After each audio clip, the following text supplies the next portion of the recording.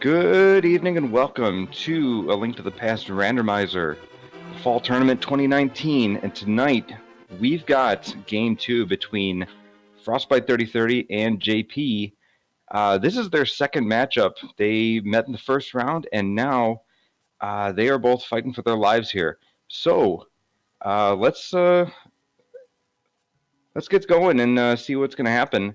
I am Lumaga, one of your commentators, and I am joined with Zelnus. Zelnus, how you doing?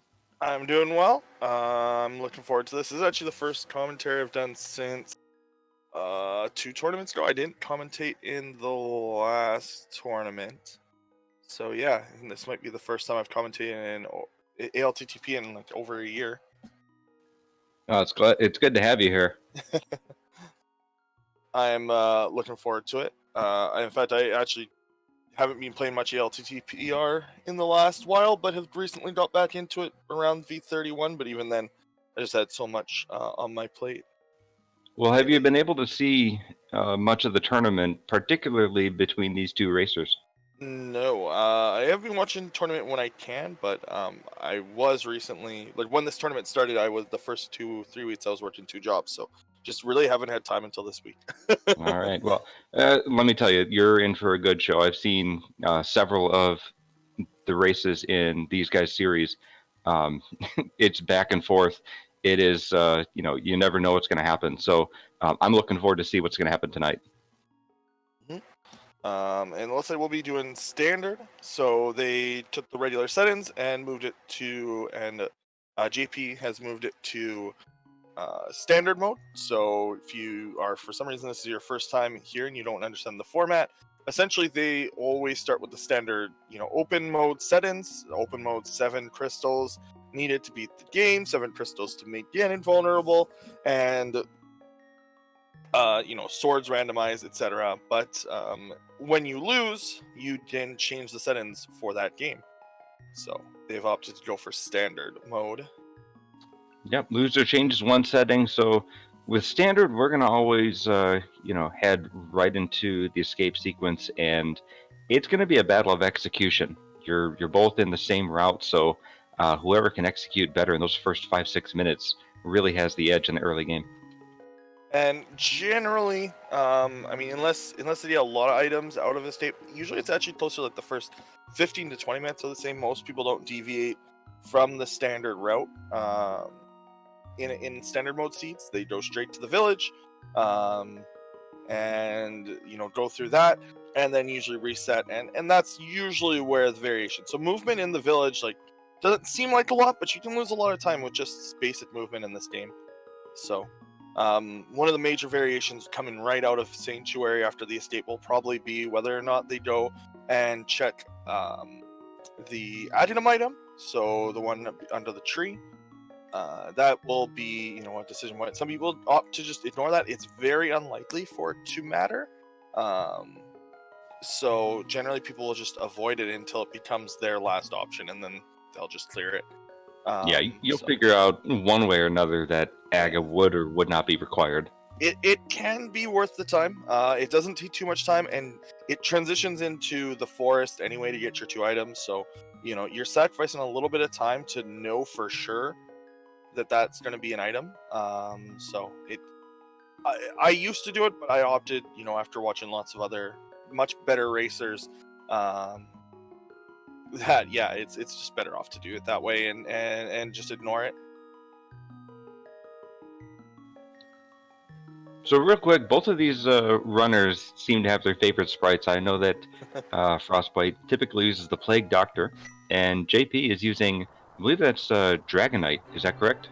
It looks like Dragonite. I know there's a lot more sprites nowadays, so I actually I used to know basically all of them, but nowadays I do not. Right. So just a piece of heart right away. For people who don't know, standard, when you're not assured swords, what's going to happen is that the Uncle is going to give us a random weapon amongst a pool of a few weapons that vary in difficulties. And they all have, some of them have special rules on how they work, and they change the rules of the escape a little bit. But we're gonna go ahead and see. And it is bow. This is probably the easiest one. So the rule change here is that it also gives you 30 arrows, which you normally do not get automatically when you pick up the bow. Bow is one of the better ones, and this is actually going to give a lot more, with the pearl, a lot more options to move on. So, earlier I'd mentioned that there's a very good chance the state will be it's at the same for both these runners. That's probably not true anymore. So yeah, couple of really good items coming out early. So bow off of Uncle and Moon Pearl, bow being their weapon, right? They're going to be set, for the early game, swordless or not, right? That bow can still deal quite a bit of damage to your enemies. Yeah. It's honestly probably one of the easiest starts as well. It's going to give you, the bow is honestly just a very good weapon. Its main downs, a net, not swordless mode, so it's not actually progression, but it is nice to have that if you want to catch a fairy later on. But the bow deals very good damage, so it's going to be nice to have that around. And like you said, even if they don't find a sword for quite a long time, the bow will do the trick for most bosses. And there's another bow sitting around there somewhere in the world, which is going to upgrade them to silvers, which you'll never pass up silvers. No, the silvers just deal an insane amount of damage. One shots everything but one thing outside of Ganon. So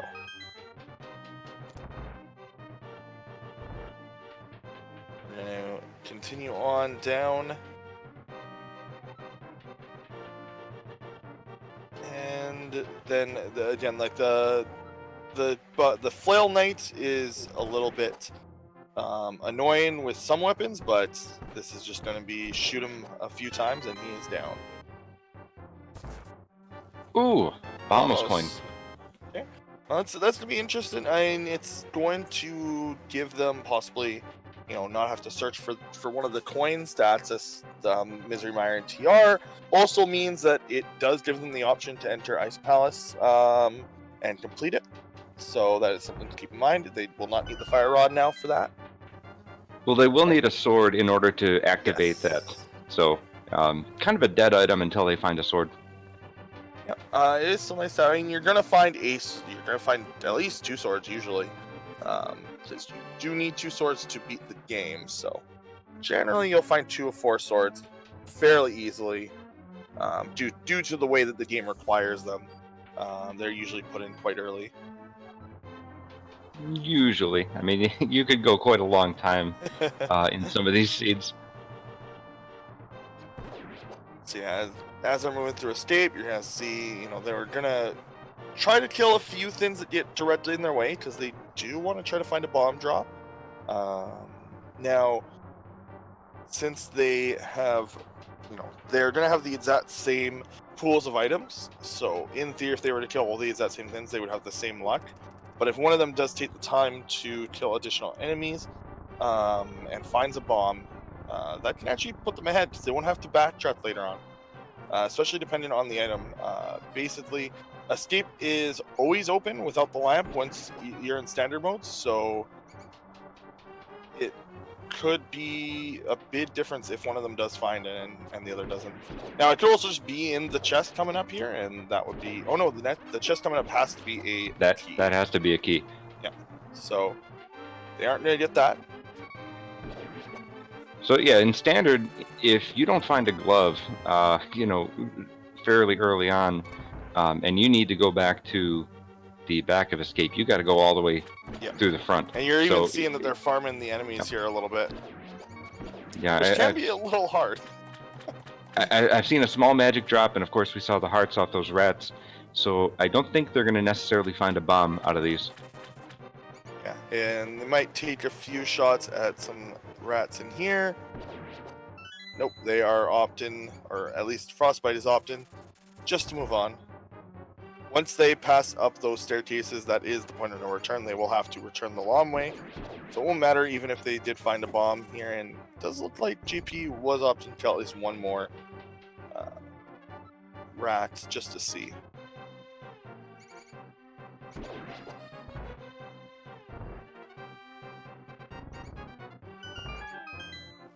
there's a piece of support heart. a piece So of heart.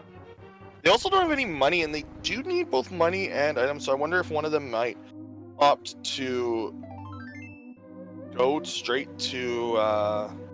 Oh, it's a green pendant. So we got two crystals, Hera and Desert Palace, and that green pendant sitting over at Eastern really makes that bow an interesting thing to pick up really early. That could honestly be a tell.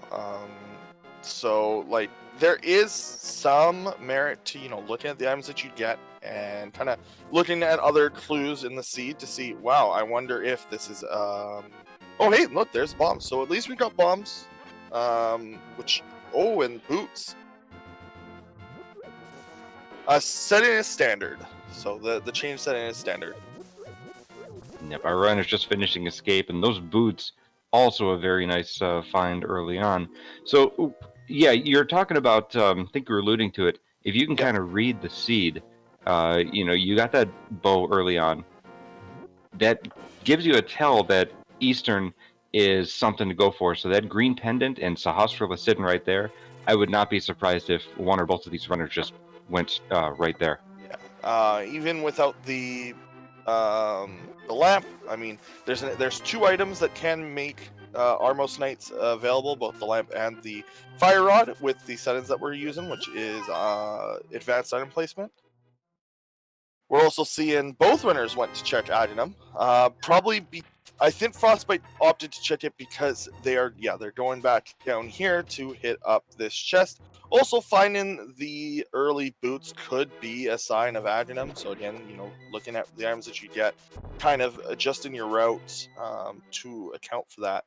So early boots could be a sign that Adenum is going to be an early requirement. Unlikely, but and there's a sword. So there's our first sword. That is just another, opening up a little bit more.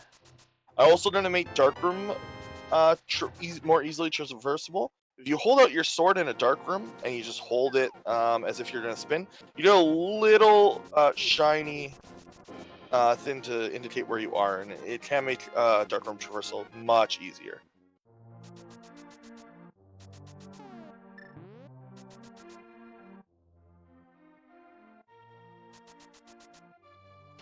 So both runners opted to go do Bonkrots. Very interesting. Oh, and there's a glove and shovel. And blue. And a cane of Burna. Holy cow. Okay, so we got a lot of progression here early on. Now that shovel could be a misnomer, but two gloves. Okay, so we have actually Dark Room access. Dark World access now. So they can go straight to Dark World from here and do Thieves Town. And yeah, that is exact. Oh no, okay. I thought Frostbite was just saying, you know what, I'm going. But with the amount of health, I would try to avoid Dark World with only 3 hearts, personally. Even if hearts, fighter sword, green mail, you're going to need to have a little bit more to really be ready for the Dark World. Yeah, so even, with finding Dark World, I would actually opt to maybe go south, South Hyrule first. Usually I'm pretty big on going straight to Dark World after Village if I can. But 3 hearts is a little sketchy. So I would make my determination after I've cleared this out. Also, they're going to want to walk all the way down to... Sorry, I'm trying to think. They've got to walk all the way down to check the shovel spot as well. So there lots opening up here. This is a very interesting seed. Well, I would almost say that these two might put off shovel until they can route it in with like K45 and Stumpy. They don't have that silvers here. But there's the silvers. That would be good for Dark World, right? Nope. Too. Frostbite goes Frostbite. Yeah, Frostbite is going straight to Dark World. So interesting is that they're going straight to Dark World. They're not even checking the library or the did game. Yeah, having those boots, you might want to get the library. Looks like we got Turtle Rock as a pendant, and we got a 5/6 on Ice Palace. Yeah. So this should be interesting to see how this is going to diverge. Nope, nothing down here. So that actually worked out for Frostbite. They'll still probably check it at some point, but that is interesting that JP has opted to do this route in of checking these like I said I would probably opt to do. And it looks like Frostbite is actually just going to go straight into the front half. I don't think that they'll do the whole thing, but they might. East Town, with TR being a pendant, very unlikely that the pedestal will be a requirement. So, grabbing that pendant, very unlikely. But they also might be seeing their items and thinking, you know what, maybe it would be a good idea. Yeah. So if the 4 items in here. Oh, ooh, there's a death. And that is what I was mentioning earlier about going in with such low health. Meanwhile, JP finding the flippers over in the dam. Yeah. That was what I was mentioning, like by going into Dark World with such low health. Flipper. Oh, so Ice Palace is. Ice Palace is. At least the front of it is in logic. You can't get to the boss, but you can get pretty far in there. Yeah, that's very interesting. This seat is very wide open. We'll see which of these routes, Dark World or Light World, works. So Frostbite did not find a whole lot of bombs? items Bombs on the in Thieves Town. So he's gonna take that Death Warp and maybe come back later if he's still searching for something. Yeah, without the hammer, I wouldn't go downstairs. Just like you can only get so that mini Moltor squeezed his way through. So still not a lot of money for either runner. Oh, and there's the hammers. So that actually opens up, not logically, but opens up all of Ice Palace. Oh my gosh. Ice Palace is completely open outside of logic. Most of it is logically open, with the exception of 2 or 3 chests. Which part are you saying is out of logic now? Because of the hookshot?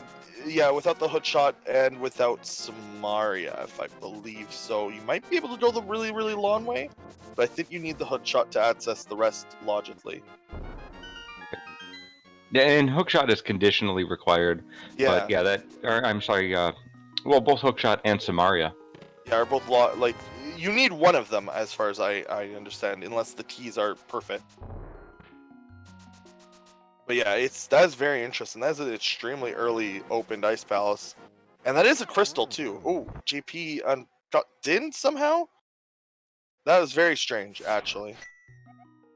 I'm not 100% sure what happened there, but it's not the worst thing. He did get Ice Cave, so. Yeah, like I know that.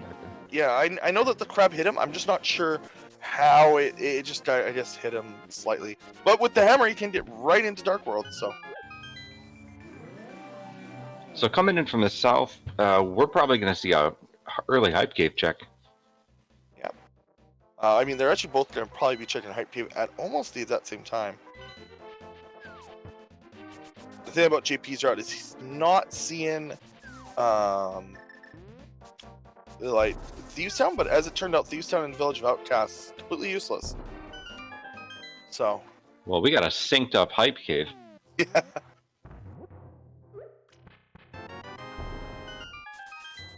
Okay, just a 20. 20. Master Sword. 20. Bombs. Alright, you can take it from the Master Sword. Standard. So here's the thing, we're 15 minutes in, and we know kind of what we need for Go Mode already.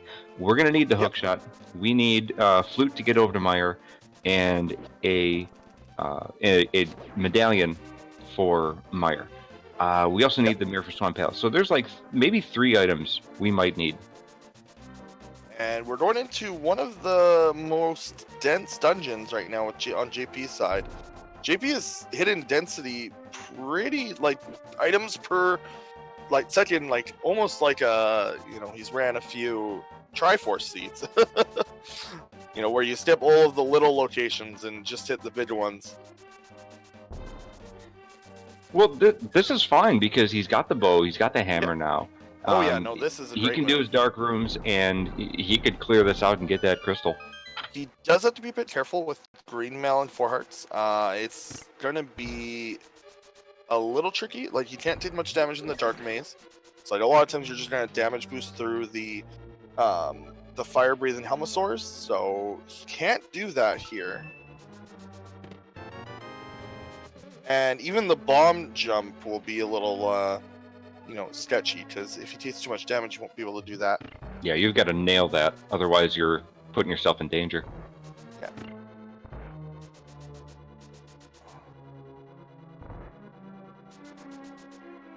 Looks like they're opting to go up since they found the key, which makes sense. I'm going to guess that they're actually just going to go straight to the dark maze with their low health, or at least try to. They don't need the big key, but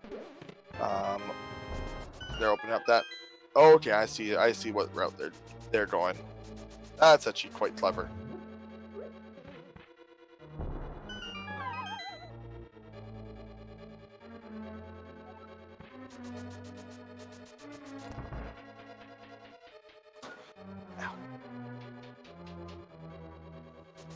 So actually, Frostbite went and did the Smith check early on. He hadn't done Mini Moldorm yet, which has the hammer and the powder. He could have routed in Magic Bat at that point too. Oh, JP's taking a little bit of damage there. Does he have magic powder? No, he doesn't. Those are okay. in Mini Moldorm, and JP has JP gone does there. have it. Okay, so Yeah. JP can actually get health quite easily, so that's nice.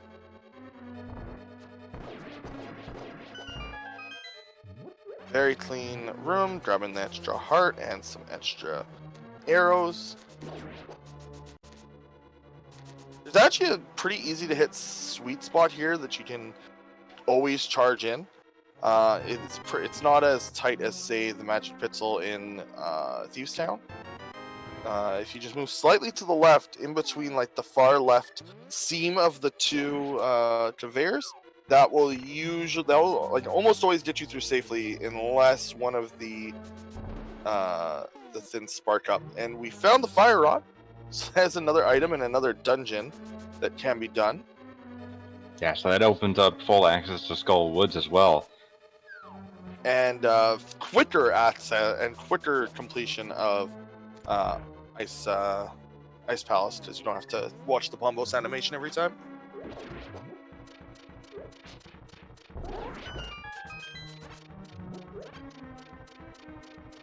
We're also a book or a mirror away from getting Desert Palace access now. And full clearable access. Also, Hera is now... oh no, we need a hoodshot.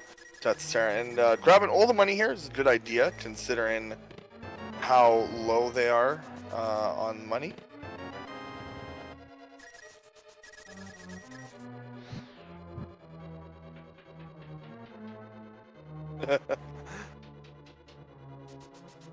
So Frostbite has the flippers, but he set up the water walk so he could dash through this.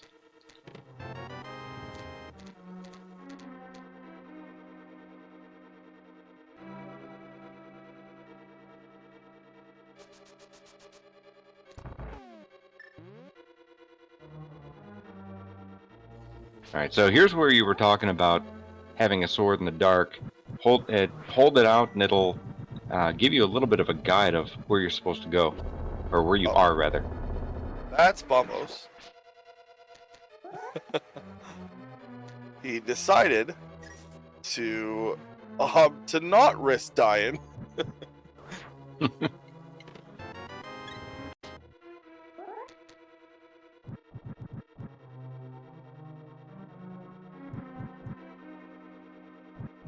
this is always a bit rough sometimes. This section, dark rooms, you can rely on sound quite a bit actually. So There's actually some people have actually made timings based on the music, like when to move, based on like the sound. No mirror, JP's gonna have to set up a death warp, but that'll do it for chests. If he can navigate that turtle room in the basement, he can go to the boss and get that crystal. Yep.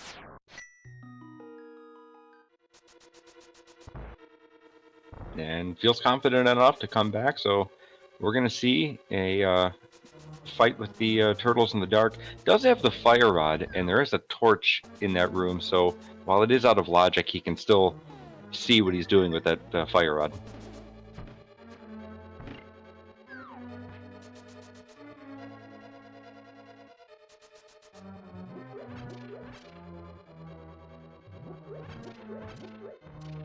Yeah, let's say we found the flute.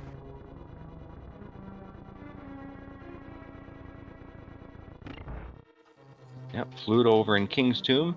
So that could lead Frostbite over to the Mire area as well.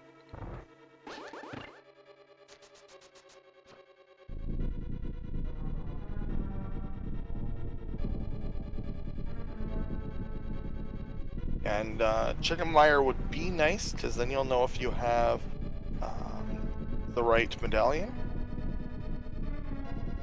I don't know if he'll want to do... Oh no, he doesn't have the fire rod, so can't do TP.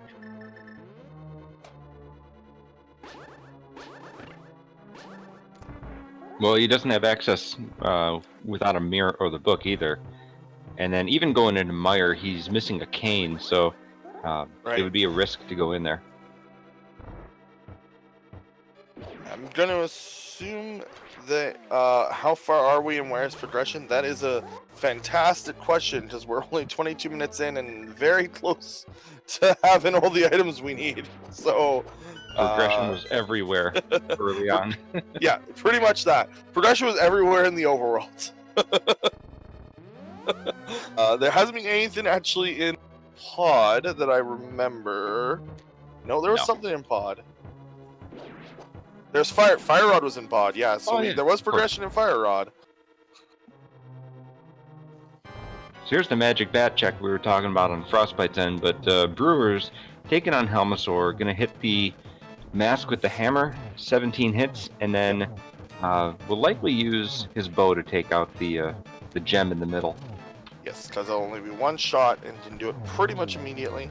Now, if you're wondering that hammer thing looks really hard to do it that fast and that accurately, and it is, you can actually just hold your sword out and hammer and do it. It's a little bit slower because it lays quite a bit, but you can do it, and I would recommend it if you're still learning. Just hold out the sword and hammer down. Also extends the hitbox slightly, even if you don't have a sword.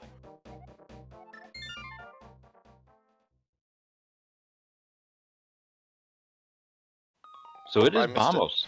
So we do have access into the first few chests of Mire. Well, actually, everything in Mire, everything except for not Vitreous.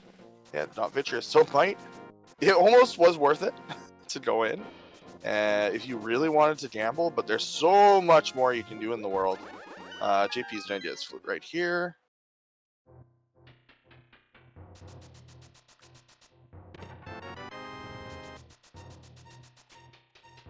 So let's think about this. You know, the dungeons that are open and clearable are Skull Woods, and Ice Palace is now clearable. You'd probably go to Skull Woods much earlier because it's a much shorter dungeon. But the rest of these, you don't really have full access to, or any access in some cases. Yeah, I think my pathway here would probably be Skull Woods, then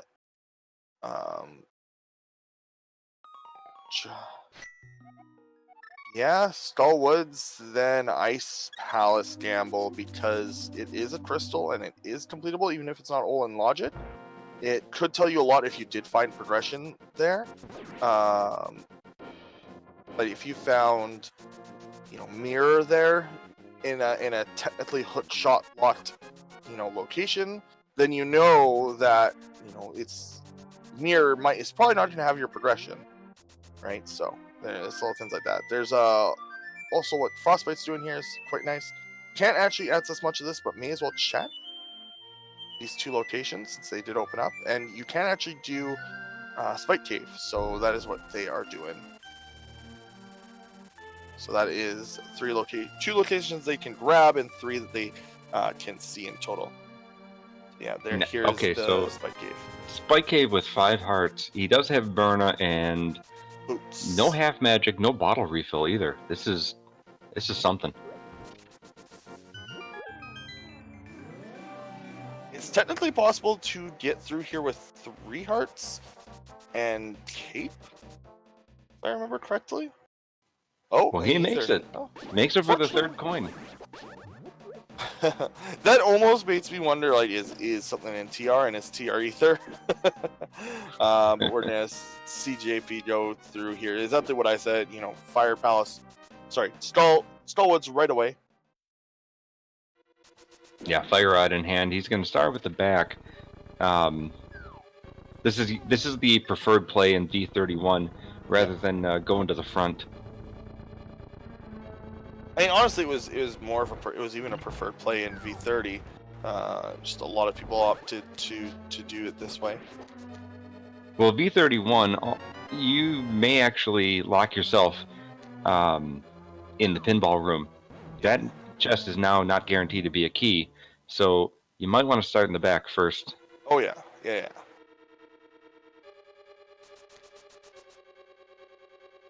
Either way, gonna take this all the way back to Moth. A little awkward without the mirror because it does take a while to check those 2 chests, but with how low JP's health is, might not actually be an issue.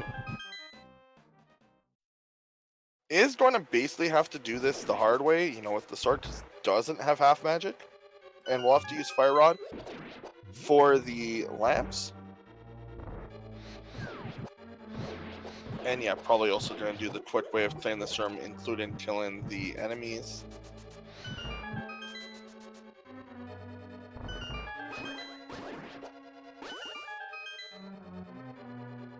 But JP is clearing this with quite good skill.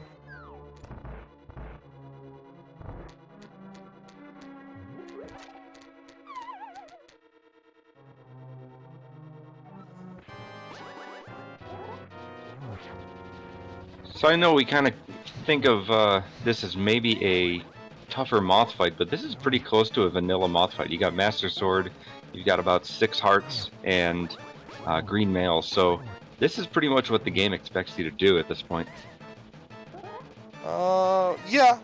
Technically, the game was sort of designed, if you look at kind of where items are, it almost is designed for you to partially clear some of the dungeons and then come back.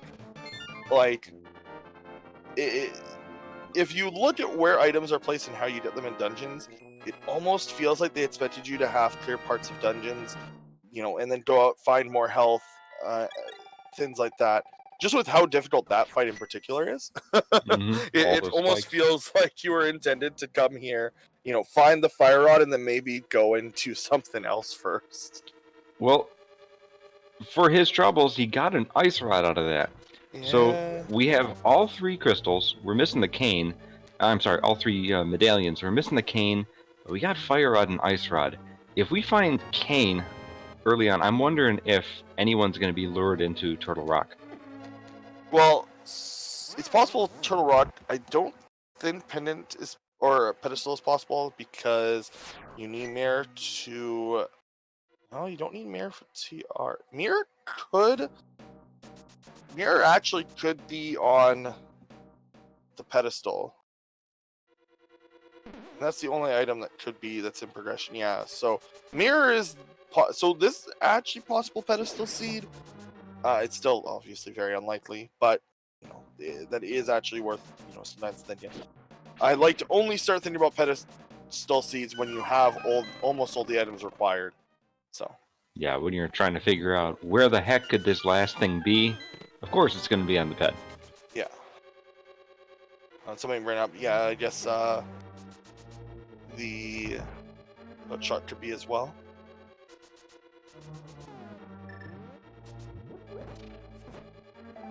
So now a little bit better armed, Frostbite is going to take another stab at Thieves Town.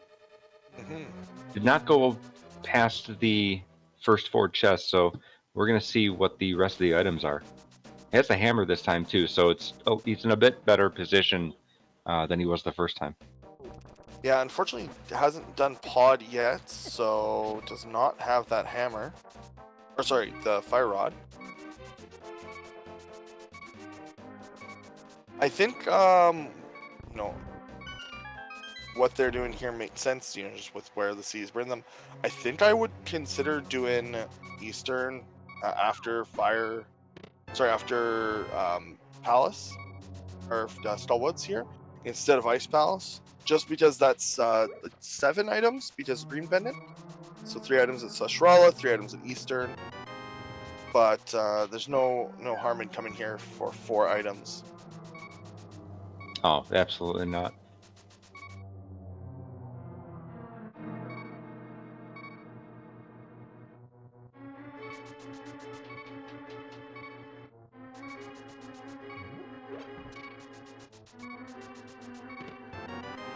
So not much out of Thieves Town. So while we have a little bit of a break, JP is going through the same path Frostbite is, and Frostbite is about to head to the basement. Just be sure to give these runners a follow, right? They're putting on an incredible run right now, both of them. So be sure to give them a follow. If JP pulls this one out, they do have another game, I think scheduled for Thursday. So let's see what happens and look forward to that.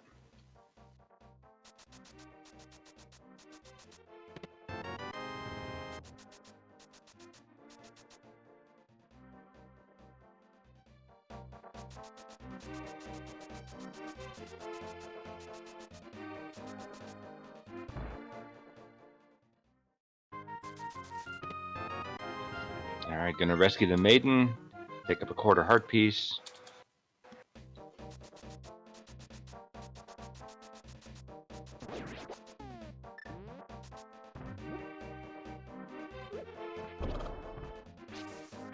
In the big 20. So this might be where the seed starts to dry up. We were kind of spoiled for items early on, having everything in the first 20 minutes, and then now that we've got the whole world open to us, we're going to start to see those big 20s and those 10 arrows come up.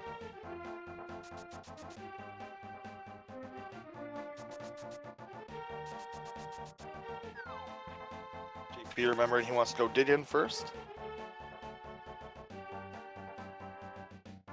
Alright, what? Did they already go dig in? Yeah, the dig spot was the red boomerang. Oh yes, okay. Yeah, and JP doesn't have red boomerang. I see what they're doing. I see what their route is, because they've already done the south. If they actually didn't go and do that right now, there was just never been a time to go back there. Right. Except for the Haunted Grove Cave check. So we got blind down. Good script on the first half of it, and then pulling out the cane to finish off blind. Picks up the blue pendant and a blue mail, so quite a blue dungeon.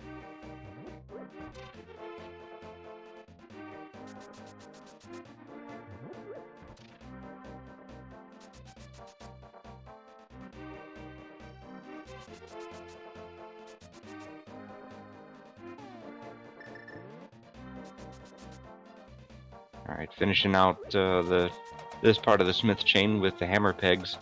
We got a lot of sink in this seed.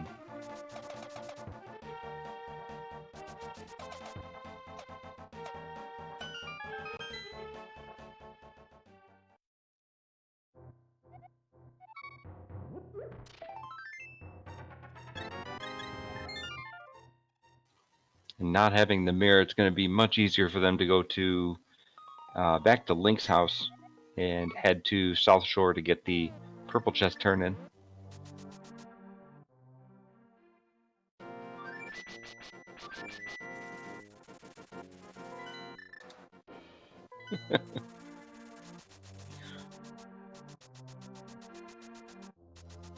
That was a really cool sync, both of them being picked up by the duck at the same time.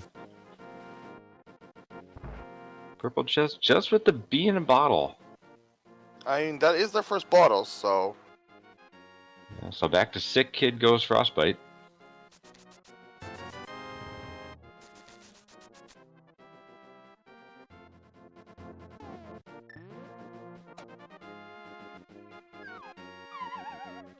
Okay, so where were the rods? Question in chat. Fire Rod is in Palace of Darkness, and Ice Rod is on Mothula. So JP has not done either of those areas yet.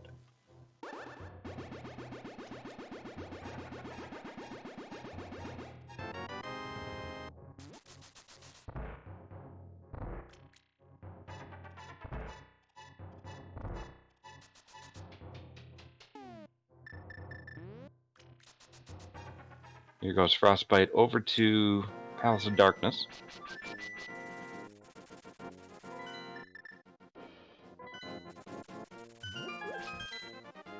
I'm starting to think that, knowing what we know, Ice Palace is your next stop. Yeah. Either that or, like I said, you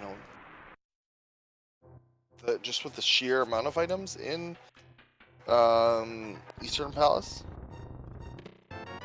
Or the area of Eastern Palace. Right. Yeah, the bow was one of our first items, so bow was on Uncle. And with bow being so early placed, it kind of signaled go to Eastern. But it's a green pendant, so there's another check too. It has already led us to a progression item, so I don't know about that necessarily. Oh hey, this is a check nobody's done yet. Just because it's already opened up an item that kind of devalues, you know, Eastern a little bit. Perhaps. Just like it's already, you know, and the way that the randomizer does randomize that, it is somewhat, you know, worth thinking about. Like, hey, this has opened up something already. If you've ever looked into how the randomizer works, it can be quite interesting. Just like how these things work. Hey, that's a bottle. So 2 bottles, 2 bees. Fun fact, it is faster to save and quit, even with the slow save and quit, than walk out of the cave. It is faster to save and quit and leave from Mountain Cave or your house. That cave is very long. I don't think it's actually that much of a difference anymore with slow save and quit, but somebody did mention in one of the chats at some point. Somebody who I trust said it in Race and Council. Yeah, I'm wondering if that's true with walking, but with the boots, it probably makes a bit of a difference. Oh yes, that's possible.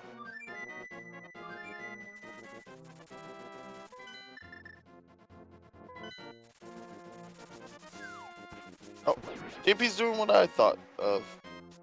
Going to Eastern, plus check in. Oh, never. Nope, I'm being clowned. I'm a clown. Yeah, so we're finally getting our Ice Palace play. Having Vamos, Titan's Myth, Flippers so early, and then Hammer shortly thereafter. This seems like it was signaled early on. Yes. JTB with the biggest brain. Yeah. It is faster to not check Agina.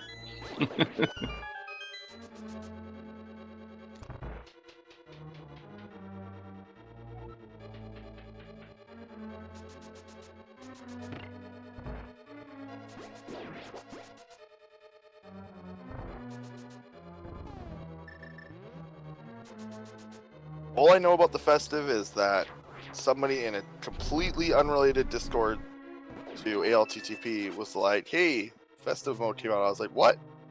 And then they posted their seat 3.5 hours later. With a time of 3.5 hours. I was like, what?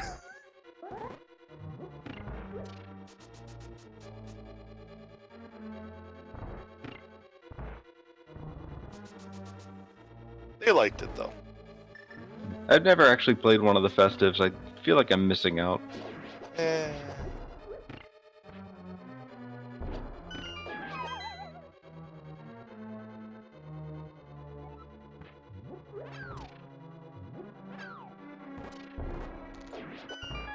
Man, I love that bug.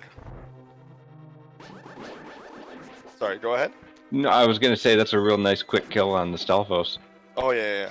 I was just saying I really like that. I just liked how that works. Oh, programming.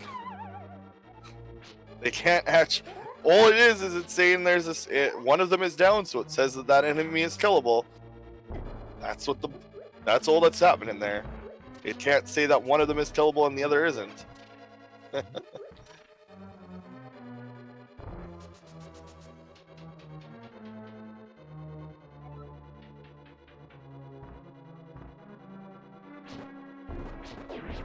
Pulling out the bombs for these pen gators.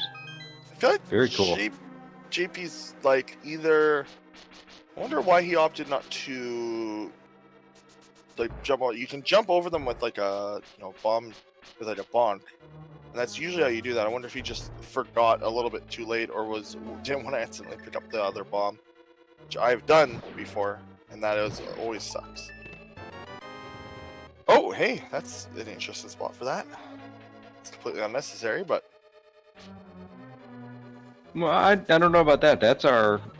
Oh no, maybe it is. We had fire rod, so that was our fire source for Desert Palace. yeah. Sure makes the Mire Dark room a lot easier.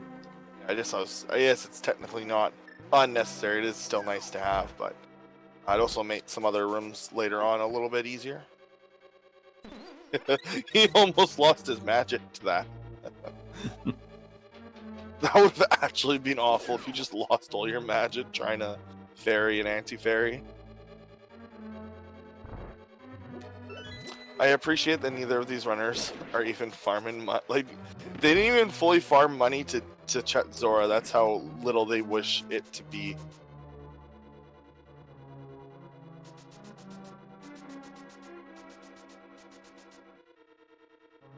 No, I think we saw one of them.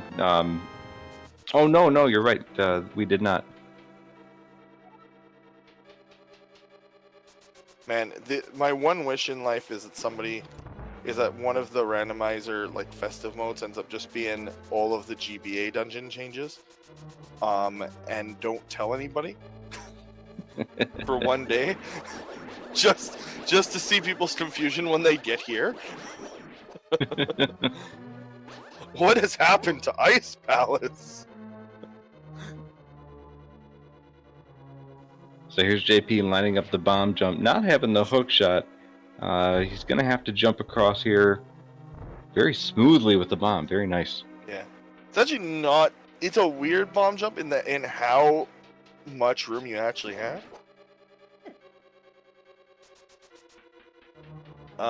There are a few other small changes to dungeons, like some rooms that like don't actually exist here but look like they should exist. I think there's some changes to Mire as well. Turtle Rot, like some rooms are just different. You probably wouldn't see them in a randomizer. But Ice Palace is definitely the big one. They completely changed how Ice Palace works. But also the better part would be if they changed the music to the ALTTP GBA version, including the sound effects.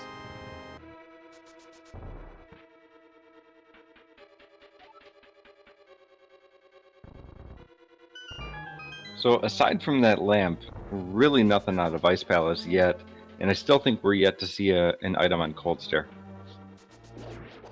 Well, we have this this chest here too. Big 20.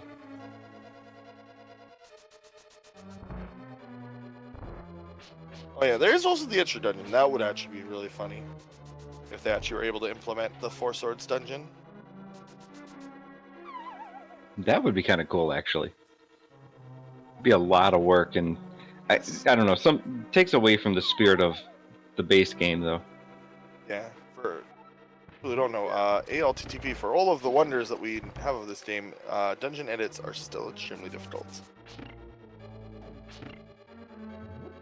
Yeah, huge credit to the developers of Randomizer for getting us to where we are today.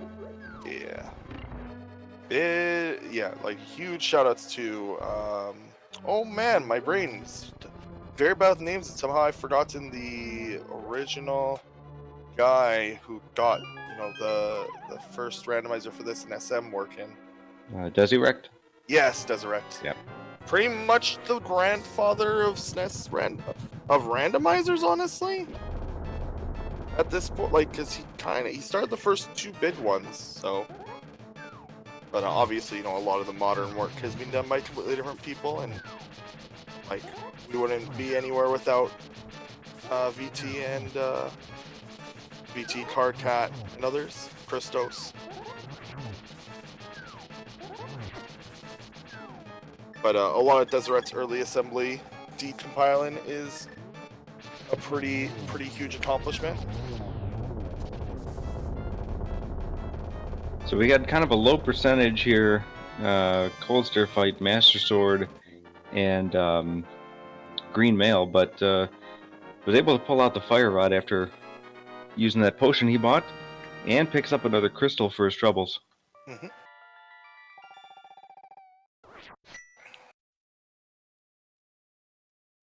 GFE letting us know, because there's no way I would know that Kane was required for Ice Palace, so. So that actually, interestingly, means that Kane wouldn't be at,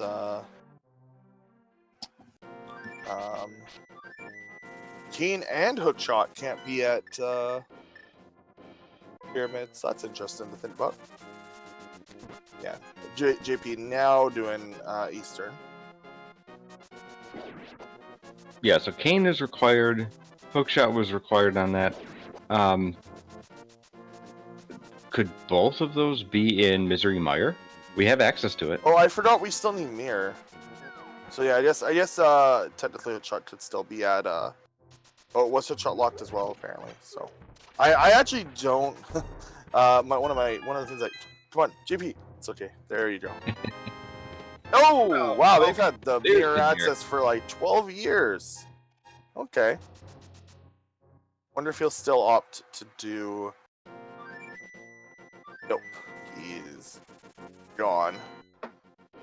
He is fluting out. That gives access to all of Death Mountain, except for parts of Hookshot Cave. Yeah, we can get that first chest in Hookshot Cave, but the rest of Dark and Light Death Mountain are fully fair game here.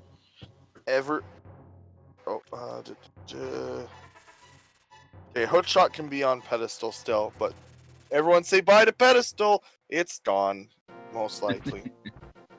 Everyone wave goodbye.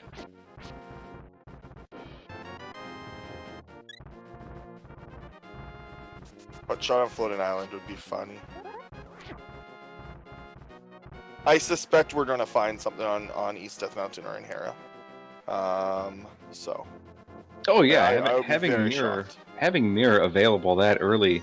It opens up so many items. There's so many items it opens up. Like Ice Palace is open, like the left side of Ice Palace is open too. Like, or sorry, not Ice, Swamp. So there's so much available. It's actually funny. Ooh, right. Frostbite actually has a little bit of a harder fight here, but actually did really well with the hammer. They just didn't have the potions, so they didn't have the extra safety. Oh, opens up Hook and LSS. Oh my gosh, I don't know what LSS is. I feel very dumb. Left side swamp. Thank you. It does. Hookshot all the way over on the left. Having that mirror found so late, right? Even though it was available to them, really put both of those runners in kind of a tunnel to go through. Also is fearful for both of them. If they find, like, it's like, oh wow, what if? Because they haven't really found much since the start. Like, JP found the Fire Rod, which did give him some extra access.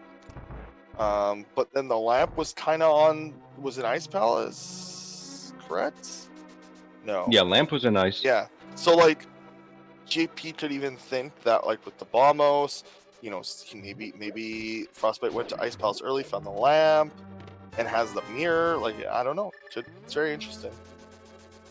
GFE is thinking what I was actually thinking is that I would be very surprised if, not on the right pixel there.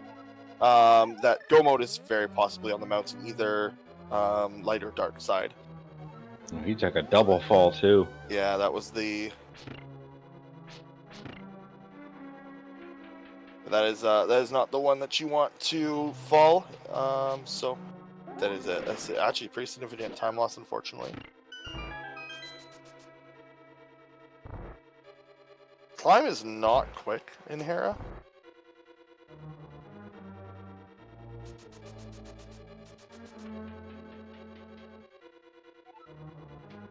Frostbite's going to begin his Ice Rod in a moment.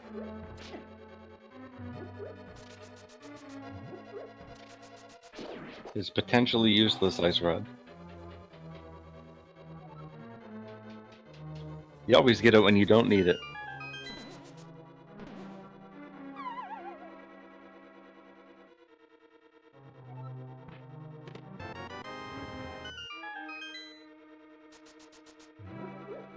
Yeah, what James? I'm wondering how much, like I would be fearful if I found a Sphere 1 mirror, in such an early spot in a location that I could easily see my opponent go, a 7-item location early on. So there is definitely, the possibility that he's a little, concerned about his position in the seed. In actuality, he's not far behind. In fact, he's probably a little bit ahead with his completion right now. Unfortunate fall there. Gonna have to watch out about getting hit as well. Do you dip TR if you find Kane? I think I would, yeah. Yeah, that was something we speculated earlier. With Hoodshot being still a possibility, I think I would actually start considering pendant dungeons. Although JP didn't do blind, so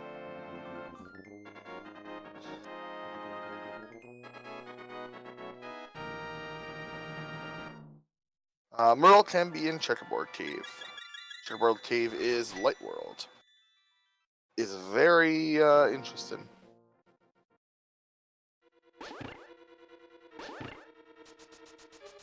Yeah, it's usually very obvious when Merle is in Checkerboard.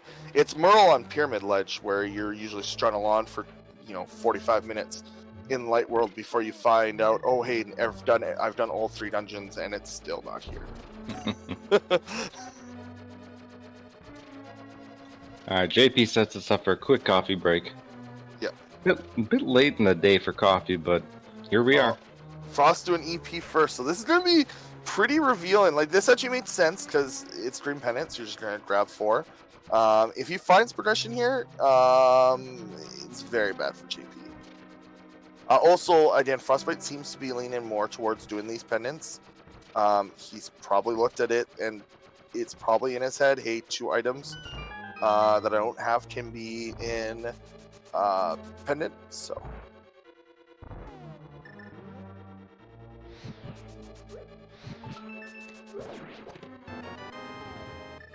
Just 1 arrow.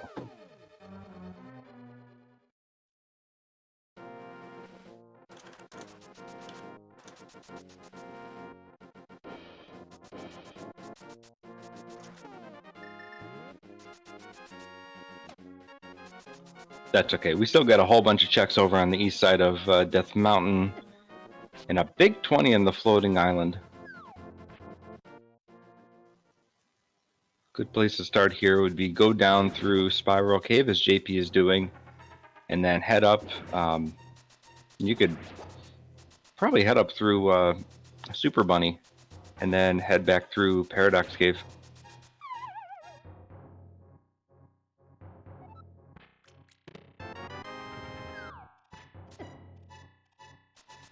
More bees and bottles. Wait, What's bid? I missed what GFE saw. Oh, Kane? Oh, Kane! How did I miss that? I feel so dumb. Kane and Eastern. Wow, that is very bad for JP.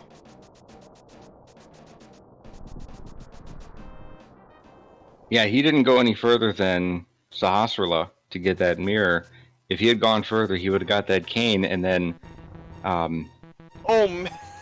yeah. Hoodshot is totally in Meyer. Or yeah, it's totally in Meyer.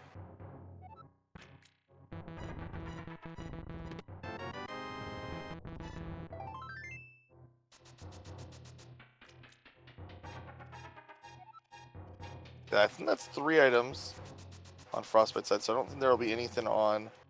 Well, there's still green pendants, so. Yeah, he's going to pick up that green pendant and pick up the item. As long as he's here in the neighborhood, he's going to return it to Sahasrara.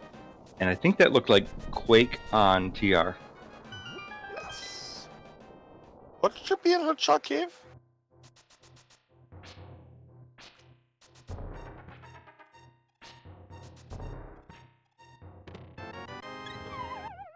It's not, though. Now, looking more and more likely, it's going to be over in Meyer.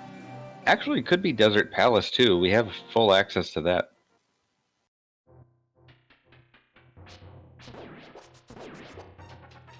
Yeah, I don't know when JP will go back, though. So, honestly, it's going to really matter on where he finds Hoodshot, where Hoodshot actually is. And, yeah. If Hoodshot is on pedestal, though, it probably doesn't matter. It's probably still, although he hasn't done any pendants, and Frostbite's at 2 out of 3. So, and Frostbite can actually get pedestal right now. So that's actually very interesting. They could go. They'll probably opt to go to Meyer, and if they don't find Hookshot there, then they might go to Turtle Rock and clear that for pedestal. Yeah, Oh, you're going to go to the dungeons you can clear first. Yes. And mirror.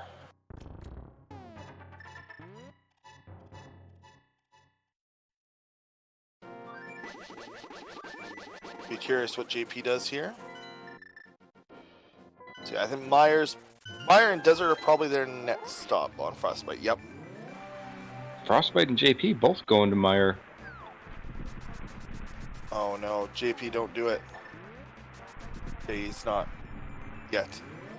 A dip into Meyer would actually be catastrophic, I think, for JP. Yeah, he'll get all the chests and then not be able to proceed. And then he'll have to double dip it.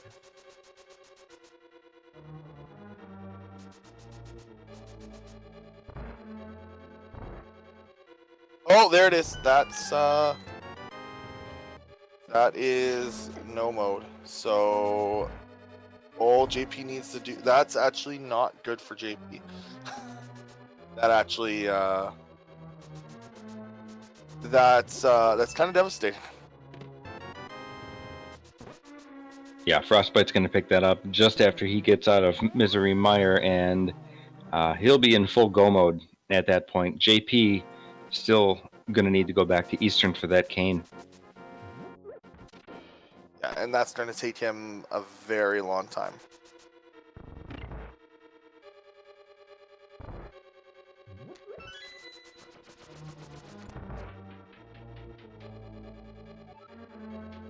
Yeah, JP is definitely going to dip Meyer before going to Eastern.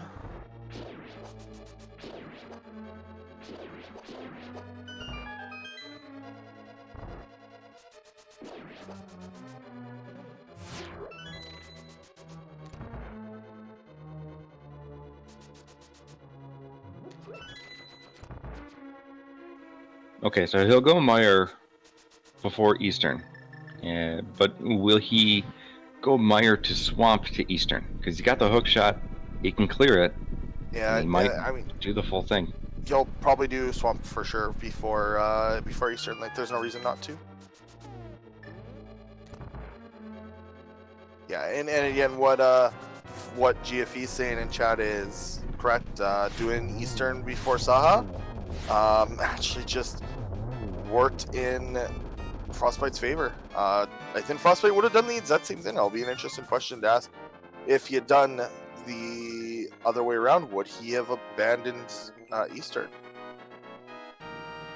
It's kind of a hard question to ask in hindsight. I know on the seed, but I will be interested to know. Ooh, that's unfortunate. It has to do this the normal way.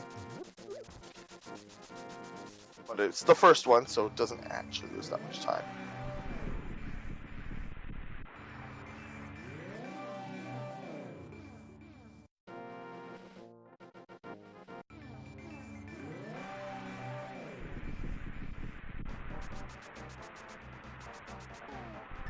But this was a jet seed, to be sure.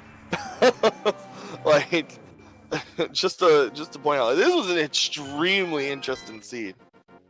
Yeah, the only thing we were missing, and it's because they didn't go for it, was the mirror.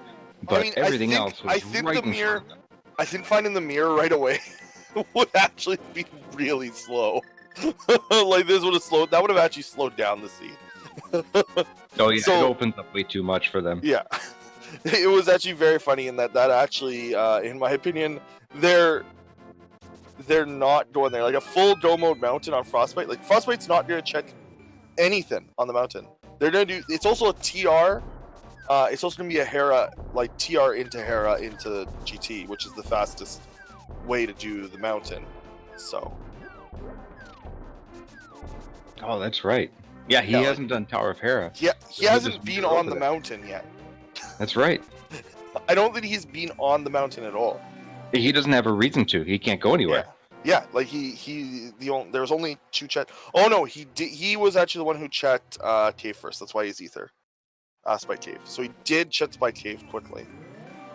Which made sense because the early access he had to it.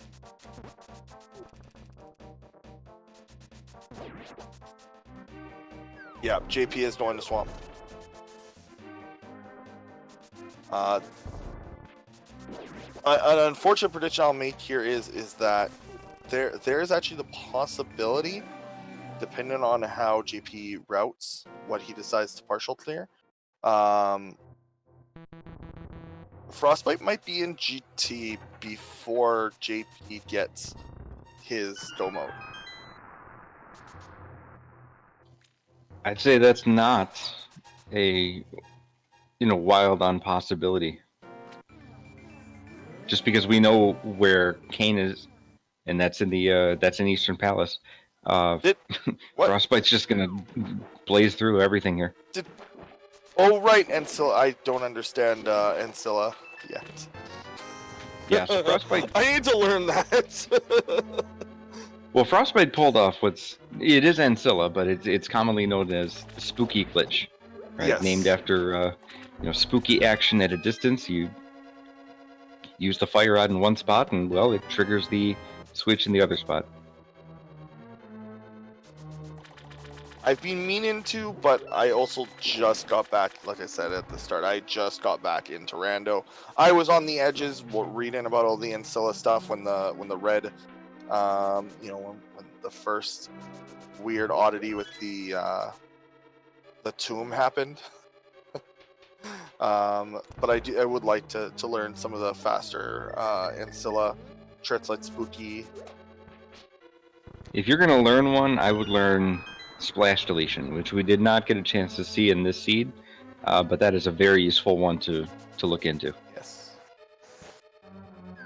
Yeah, it's Spooky and Splash Deletion that are the 2 that I'd like to look into. Yeah, everything else is kind of a parlor trick, and most of them aren't necessarily race legal, but those 2 particularly are. Go mode in very soon. Yeah, about 5 seconds. And then he's gonna find the bid key right away as well. Herapod I was explicitly told not to learn. And that is go mode. They're gonna find the bid key here and immediately mirror. And JP not wasting any time right now on left side swamp. Just going to go straight back to Argus. See what he finds, I guess, in those sunken chests, and then decide if he needs to go back.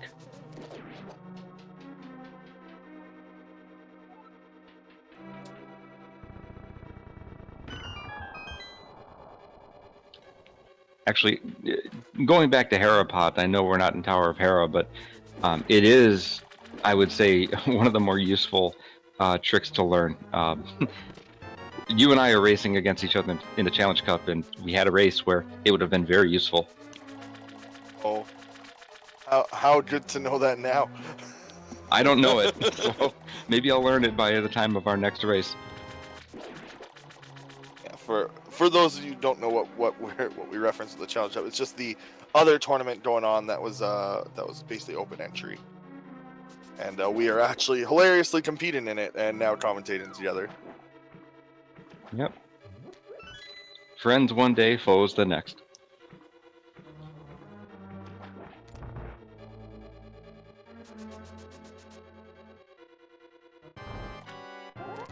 All right, a couple quick silver arrows, and down goes Landmolus for Frostbite's 6th crystal.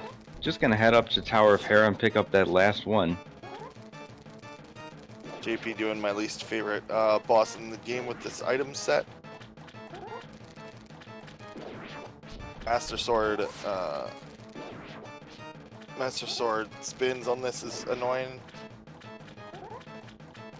Yeah, this is not the greatest fight to do, but hey, he's pulling it off pretty well. Yeah, the double spins are good. Yeah. And one silver arrow.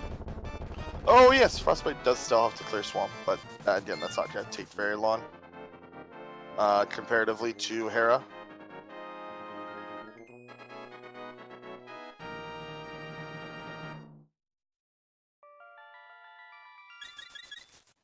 All right, so Frostbite's just gonna go mode this dungeon. JP, did he pick up? Okay, so that he must still have left at least one item over on left side, which is why he's going back.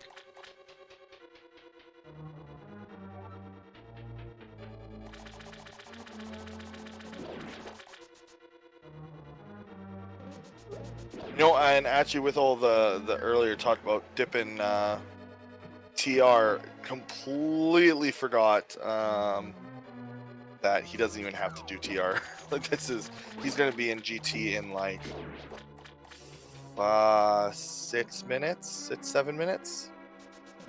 Yeah, quick 3 minutes here, 2.5 in Tower of Hera. Now, and I think that's being generous. Herapod is the thing that lets you zip like to the top floor, right? It's not quite the top. It's one floor under Moldorm, but given that Frostbite is, he doesn't have to pick up any of these chests, he might go straight for it.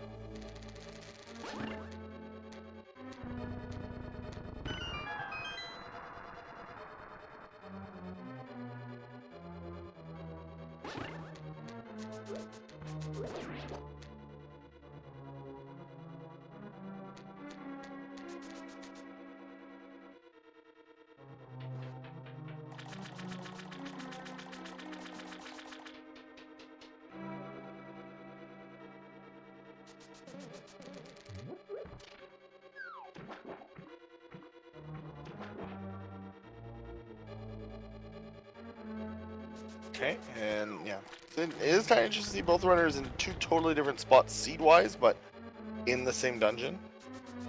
Yeah, briefly in the same room.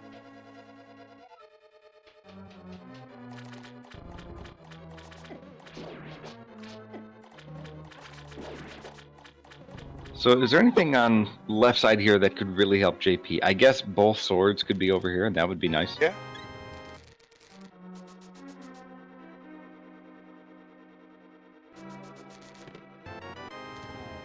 Well, there's one of them.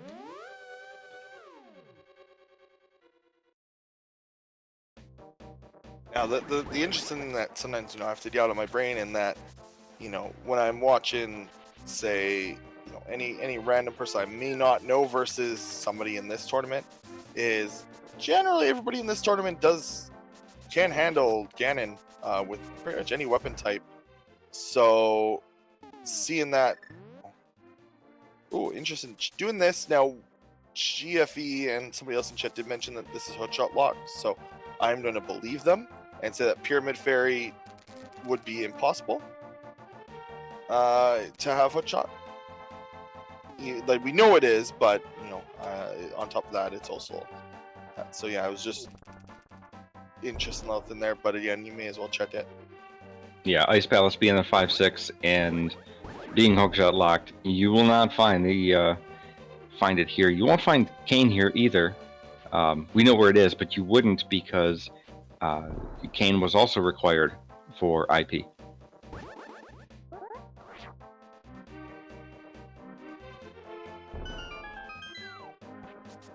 Finally get a pyramid check. Just a big 20 though. Yeah, I mean, I should be saying, like, I also wouldn't know the logic either. Like, I would, full notice that I would not have known that without somebody in chat saying it.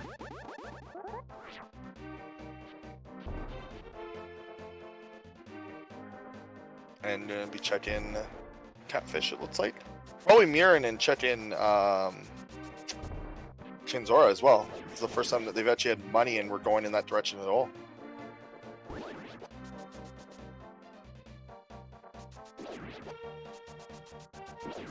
And I miscounted earlier that is now Frostbite's 6th crystal. Yes. This is because they've actually completed more dungeons than JP has, which actually worked out. Nothing was in Thieves Town, but again, as we know, the Eastern Palace was the killer here.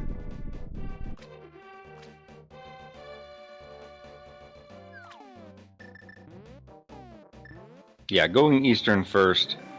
Of course, got Frostbite the Cane, but JP went to Sahasrara first, got the mirror, and then immediately went down that path. So, missed the Cane.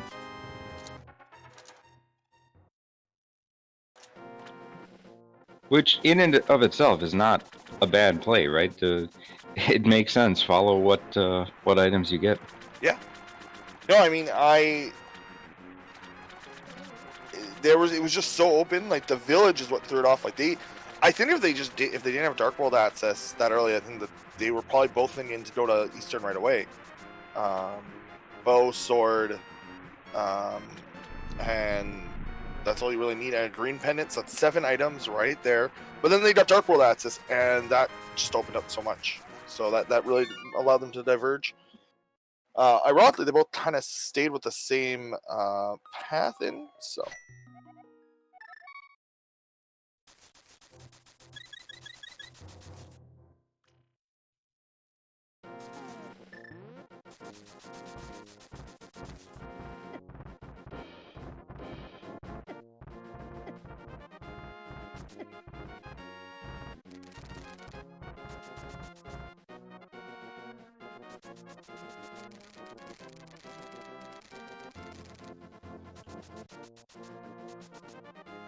Now, where's JP headed?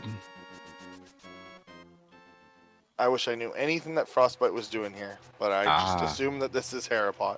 This is Harapot lining up, on the right pixel, getting bombed over onto the pot, and then hookshotting. And there you are. Wild. You wind up in this fairy room, which will warp you to the floor just below Moldorm. That's wild. How are you supposed to get in that pot? I actually don't know how you're supposed to get in there normally. I assume it's a specific hole somewhere? Yeah, I think there's one particular path you can fall down. You fall 4 floors. Oh. Yeah, that's gotta hurt. Well, Frostbite now at 1:15:20 picked up his 7th crystal. So we like to play a game when we pick up our 7th crystal and are quickly heading to Ganon's Tower, just a mirror over. So get your guesses in chat. Guess a whole number between 1 and 22, and let us know where you think the Ganon Tower Big Key is going to be. Zelda, do you have a guess tonight? 1. 1. Okay. I guess given the way the seed's going, that's reasonable. I'll go 2.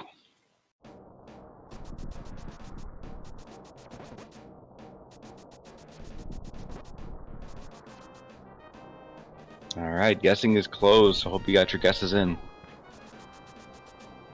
We're going left. That's a bit 20.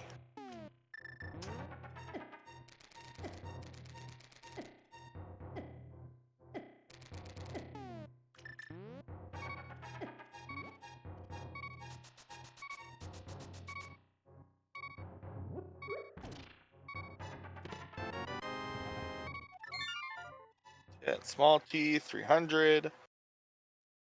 Half magic. Oh, that's a good one. It's actually really nice. He's doing my favorite route for GT.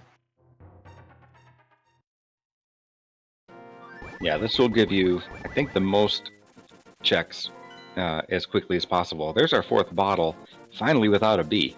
Yes, it's the fastest early checks, but if it is in randomizer room, you lose, and it's exceedingly, you lose actually the most amount of time versus other routes. It's like if it's in randomizer room, you're just kind of, you're gonna lose a lot of time if it's a, very close race. I don't remember the exact time, but.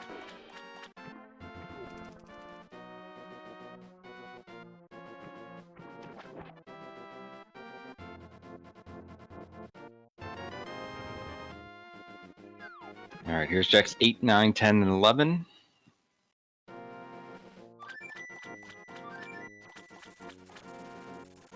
Why do I feel like these two beetles are in really weird spots than they normally would be here? Oh, he's actually gonna go out and not go to Armos from there. Here's JP. JP is making the play to Eastern.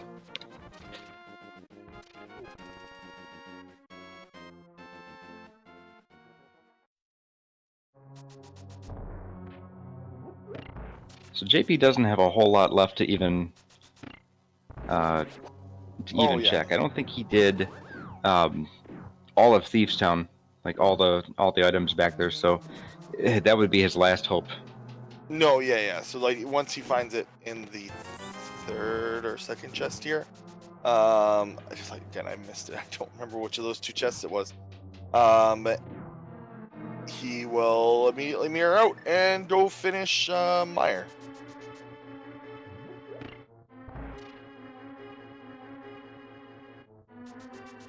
All right, I believe we've had 12 checks on JP's or on Frostbite's end. So here's 13 in the fire snake room.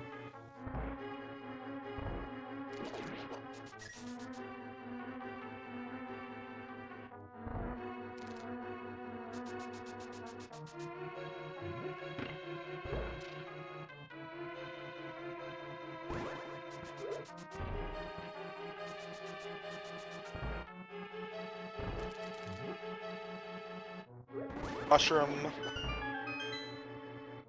Bitty. That was 15, wasn't it? I believe so. What? Where?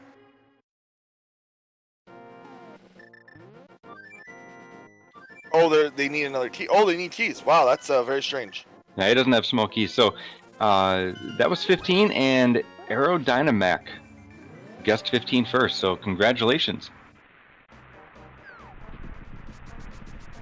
Actually, 0 keys. Shouldn't have skipped compass room keys.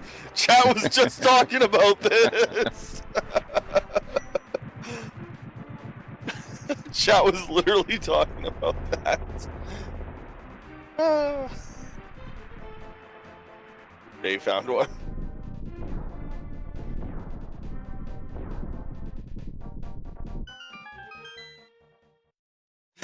Trying X, this has fully convinced me to never step.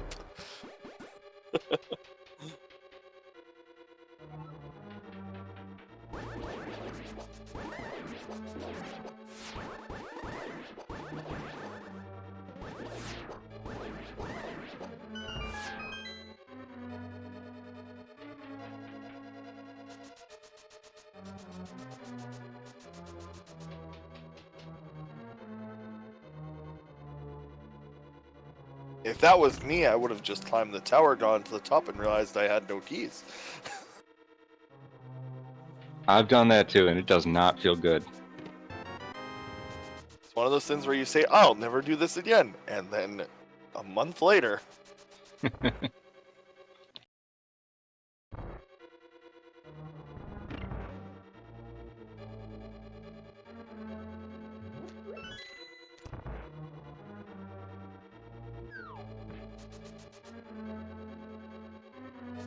Alright, Frostbite using the Fire Rod strats in the Gauntlet.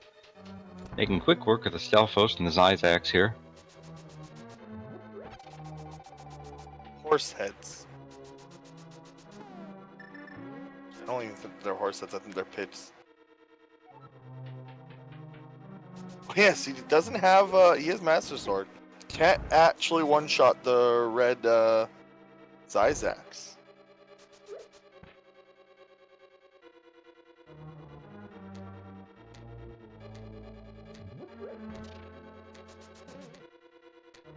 That is actually a really cool trick to line up the arrow. I am going to note that. Wow, that was quick.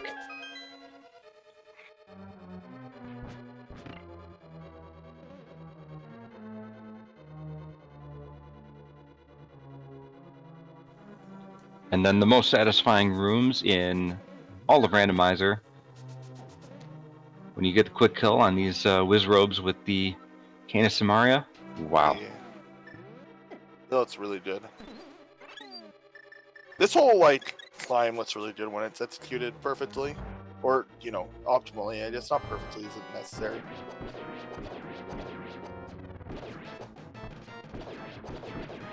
And so is actually really... Oh, sorry, go ahead. I was just going to say, yeah, Frostbite is really putting on a clinic on how to do Gauntlet. I just really like how well designed these rooms are, honestly. Alright, gonna pick up this key from the mini Helmasaur. Gonna check these chests, I would guess, for a last sword. Yes. Sword is gonna save quite a bit of time. And I mean, honestly, we've seen so many spots, there's a pretty good chance it's there. It's either there or in TR, based on what we know. And considering they only have 2 swords, the chance it could be in Moldorm's chest here is quite high in their mind. They still think that there's 2 swords possibility. So they're definitely going to open up that chest just for the chance of the sword, because that sword is going to save significantly more time than the seconds they lose opening the chest.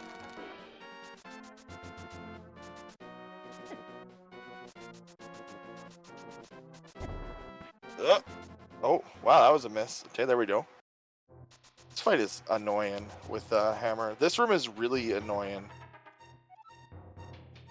Also, when you kill it with Hammer, you can't swap to the... Yeah, it's got an awful floor layout. Oh. Oh. Last chest just with the rupee.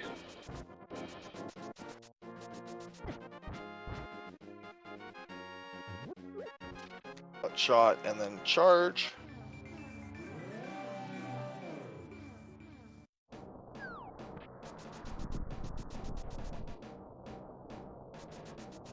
Alright, here's the agonometry test. Gonna line these 3 up. Very nice lineup to get that triple on the first try.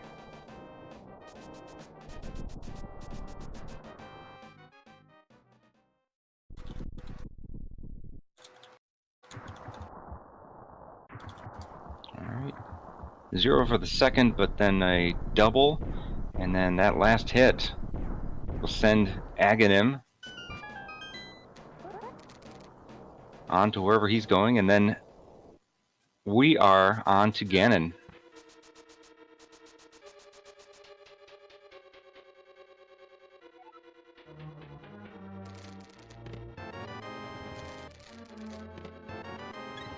JP now in Ganon's tower.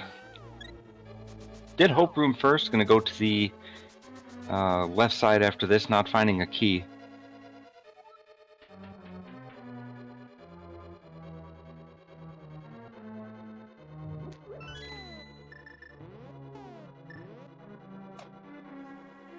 And he gets a good spot near the bottom of the room for a few doubles. This fight is going to take a little bit of time.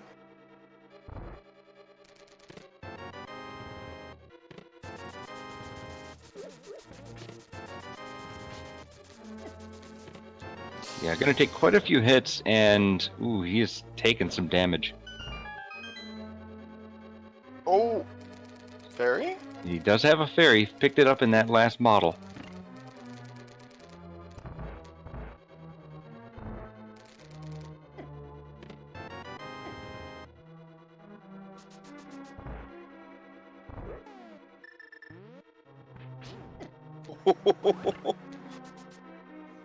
Getting those iframes as best as he can with that hook shot. He was trying to get out, but just was a pixel off. Yeah, that was actually very good on their part. Oh, they've got a pot. Good thinking.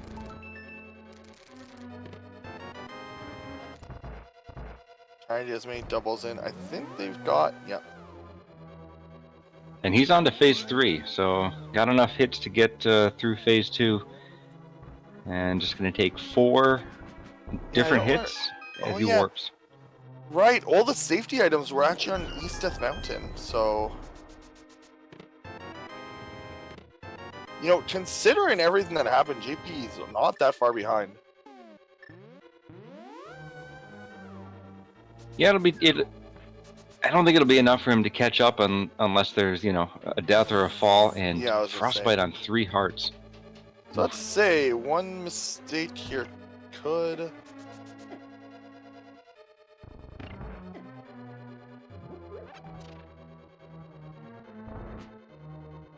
It's actually way too close, health-wise. Okay, there it is. Got him just as he phased in, got that last arrow, and he just needs to cross this last bridge, 1x3 bridge, to get to the Triforce room. Get your GGs in chat for Frostbite for taking this game and taking the series with he and JP. And Frostbite finishes with an official SRL time of 1 hour, 28 minutes, 33 seconds.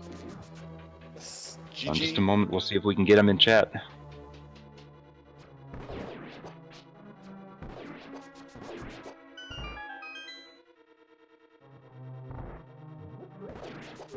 JP, though, now fully into the gauntlet. And really the story there is the mirror was in Sahasrarla's closet. He and Frostbite both got that pretty late. So JP took that mirror and started going that route, whereas Frostbite had done Eastern Palace to pick up the Canis Samaria and then get the mirror. And from there on, he was able to just do much better routing, no double dip of Misery Mire, which is what JP ended up having to do.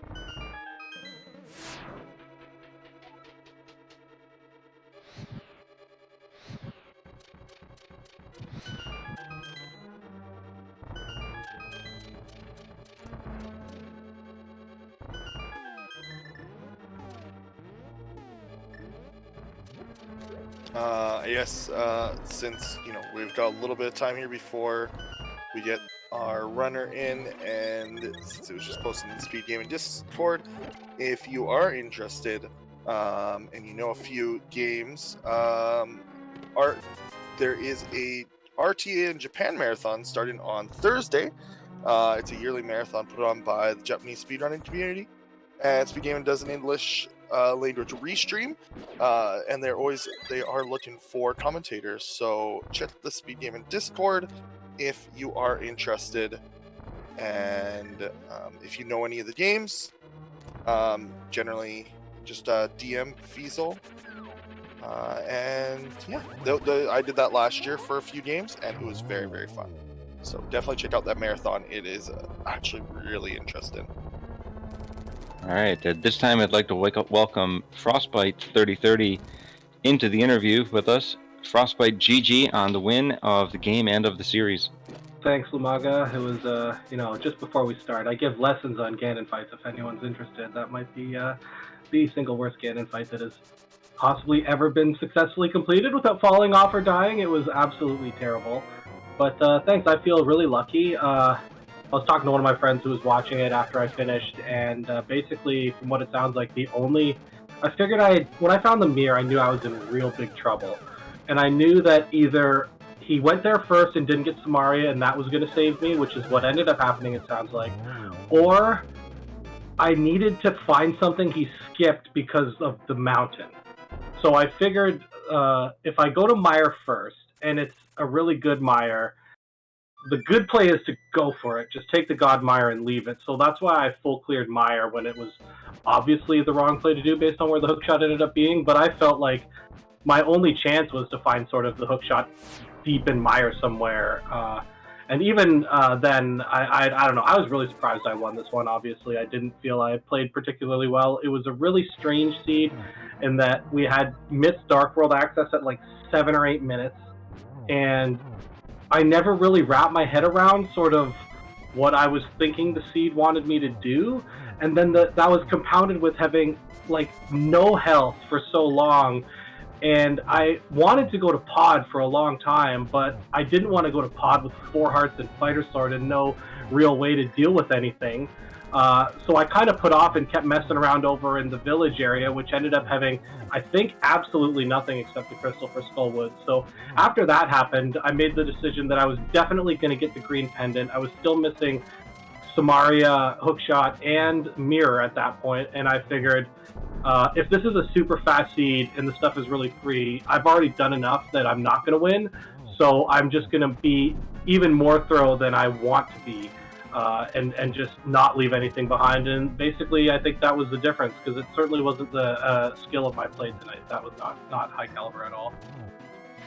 So let's talk real quick about, the two of you getting the mirror so late and the beginning of the seed, because, we did some thinking about this, and that actually helped both of you because it put both of you into kind of a tunnel on where to go. If you had that mirror earlier, you would have had the whole world open to you, and it would not have gone, the same way it did. Yeah. Real quick, Frostbite JP now finishes his Ganon fight, gets to the Triforce room with an official time of 1 hour, 34 minutes, and 32 seconds. So GG to JP. I definitely agree with you to some extent. I think, but the problem is if you got the mirror and the Cane of Samaria, and then you went and got the hook shot, that was go mode, basically, right? Every other item was absolutely free. So I agree with you, and in a 1v1, that's basically why I did give up, right? Because I figure I only have to beat one person. I don't have to win a 20-person race, where I'm absolutely not going to do that based on the routing I took. But yeah, I don't disagree that getting the mirror, you end up full clearing swamp probably. You end up doing a bunch of other things. I didn't check anything on the mountain except Super Bunny Cave, which I'm a little bit annoyed, and I guarantee you there's a sword up there somewhere.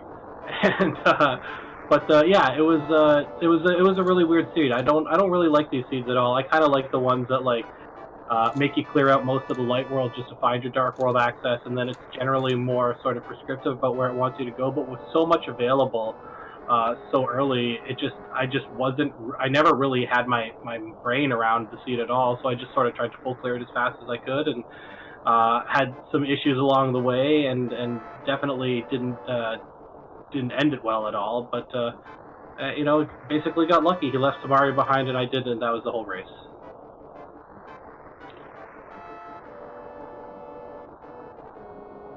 So we're going to try and get JP in here in 1 second. Excuse me, sorry about that. Sure. Any particular thoughts about the races you've had with JP? You faced him in the first round, and now you faced him again in this round, and both of you have had some amazing back and forth. Any quick thoughts?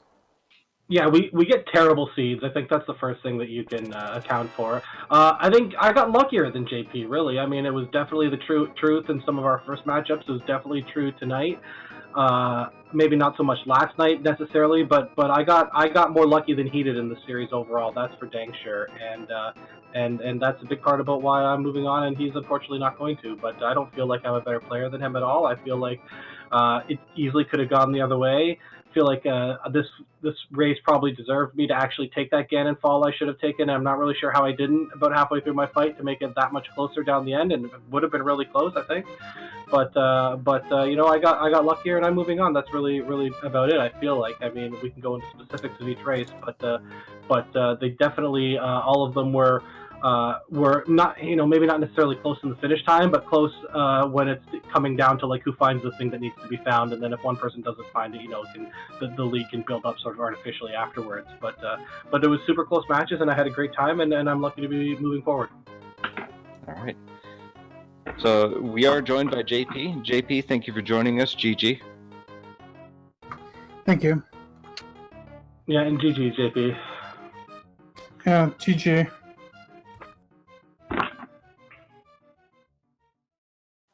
Yeah, so JP, we were talking about the thing that really turned this match. Both of you were really close, and both of you got mirror quite late. Neither one of you went to the eastern area at all.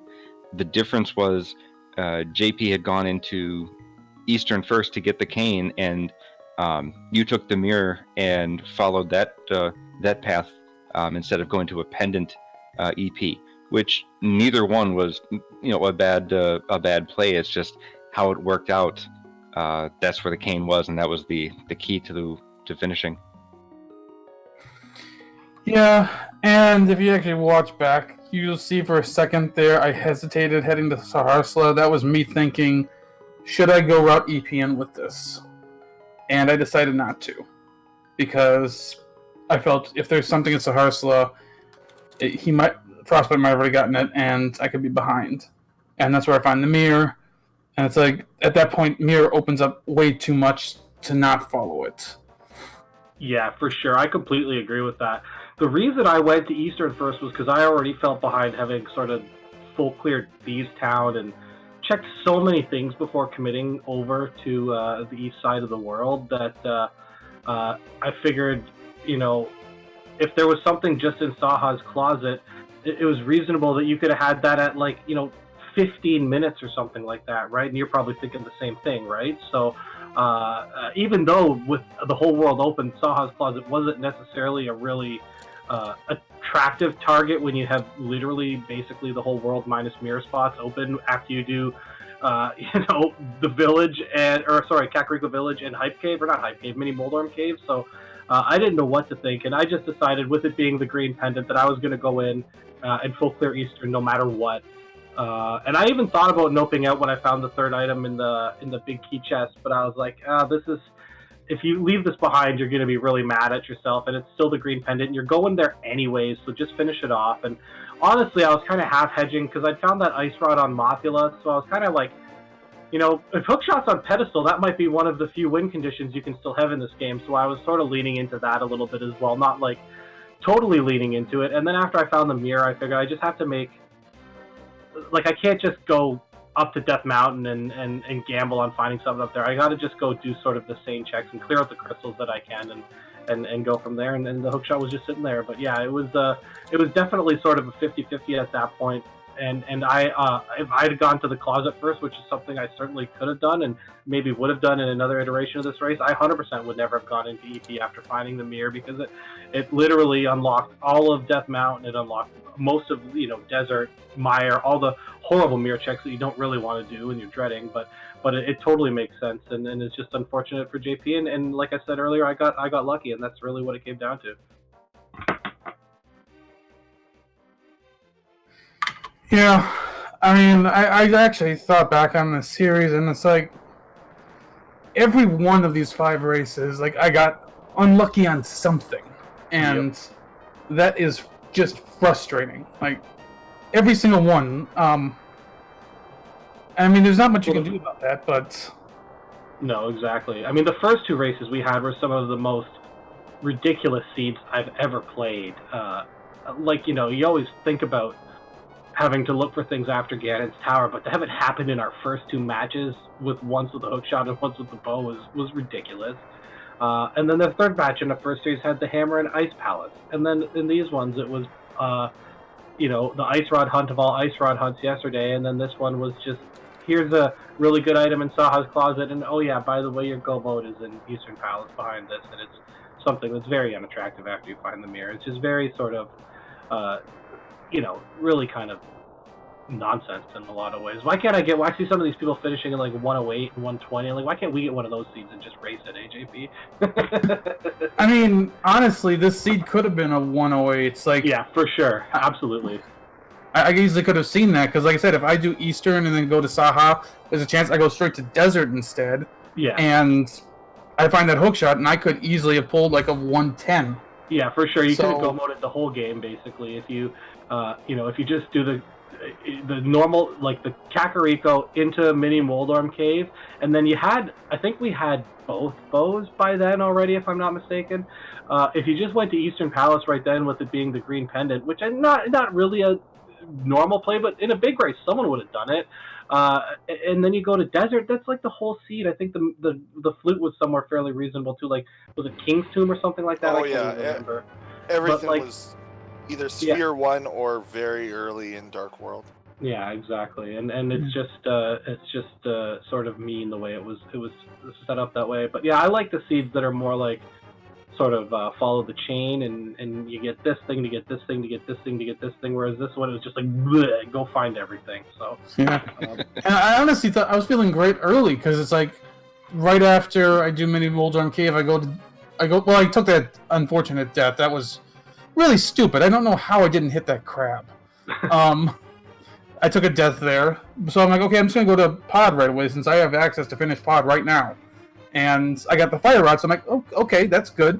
Then I go do King's Tomb right after, and I picked up the flute, and I'm like, this is coming together really well. Yeah.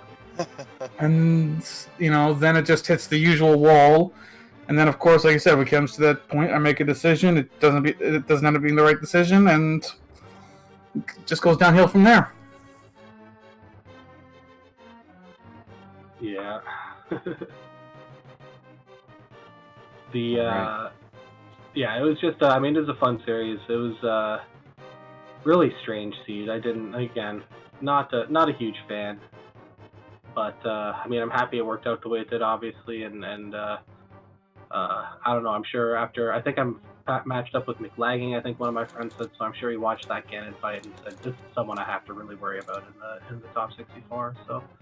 But no, looking forward to it, and yeah, it was a really, really sort of weird seed, and definitely could have gone either way. And yeah, I'm just happy I don't have to play again for a couple days, because I'm sort of burnt out right now. So. Yeah, so definitely good luck in brackets, Frostbite. You and JP, I had a really good time watching just about all of your games. They were all wild. We were mentioning it early on, and just unfortunate how some of them turned out. Do you have any final thoughts on, or do either of you have any final thoughts on anything we haven't covered yet? I don't know. I think it's, just looking at this tournament was a bit tough for me. Like, I kind of started on a bad foot. With the my first qualifier, I had a game crash, so I had to take a forfeit, and that really kind of just, it was tough qualifiers. I mean, the group was, in terms of actual quality of games, I mean, these were some pretty good games, but I mean, I kind of wish it would have gone a different way. For now, I'm probably just gonna take a little time. I'm gonna take a little break from Rando for a little bit, and then, I want to get geared up to something else. This upcoming league is kind of interesting me. I wanna do something with friends for once with Rando. I'm a little tired of the solo stuff. I'd like to do something with friends because I feel like I enjoy that more. So I'm really hoping I can get some friends to do the league with. We'll see. But yeah, I kind of want to right now I want to do something I'm going to enjoy a little more. That's what I want to do kind of going forward. I mean, I'm definitely going to do more tournaments, but I want to just have some fun for a little bit. Yeah, I feel that. Definitely, I'm sort of not totally enthused with playing as much as I am at other times too. And hey, I play this game a lot too, so that's saying something. But no, I want to just thank JP for the great matches and wish him GGs and whatever he wants to do moving forward. And Cadenza as well, although I didn't get to play them. They're the other person in our group. And of course, Walter, who farmed me. I'm salty and hope I get to meet him in brackets at some point. No, I'm just kidding. I wish I would have finished first, obviously, but he beat me, and it is what it is, and I'm just happy to be moving forward. And every race will be interesting, and hopefully I can maybe not just reproduce some of the mistakes I've made here tonight, and rely so heavily on the luck factor that bailed me out. But anyways, GG's again, JP. I'm going to sign off and go to bed because I am super tired, and I look forward to watching some races maybe over the next couple days if anyone's crazy enough to be playing on Christmas tomorrow. I doubt there's going to be a big roster, but might have to move on to like NBA or something and live in the real world for once. But just a huge shout out to Lumaga and Zelnus for the track or for the comms, and I'm not even sure he's tracking. I'm too tired to try and figure it out, and I wish them thanks as well, and for getting the restream on the ALTTPR randomizer channel. So. Yeah, it's good playing with you too. Good luck in bracket. And, thanks, man. GG again. Yeah. Maybe I'll be down for some. We should get some co-op multi-world going or something like that. Mystery co-op multi-world something. Yeah. It'll be fun like that. But anyways, I'm going to sign off again. Thanks for y'all, and have a good night. Merry Christmas. Good night, everyone. Yeah, absolutely. So we're gonna cut it for tonight. It's kind of late, but real quick, there are no races scheduled for the tournament for the next 2 days. Most people are taking time off for the holiday. And we will be back on Thursday with the final match between NY Rambler and Hacksaw. So check that out Thursday, 9:30 p.m. Eastern. And looks like nothing else has been scheduled, but I know that there are a few more matches that will need to be scheduled before we close out the group stage. Getting close to brackets, so looking forward to that next stage of the tournament. Zelnus, did you have anything to close us out? Nope. Thank you very much for the race. And yeah, what the chat said, do more commentary, JP. Yeah, absolutely. Well, yeah, thanks to Zelnus, my co-commentator, Kippy00, our restreamer, and Yoinkers' wife, our tracker. All did an amazing job tonight. And thanks so much to our runners. Thank everyone who watched for sticking it out. And happy holidays. Good night.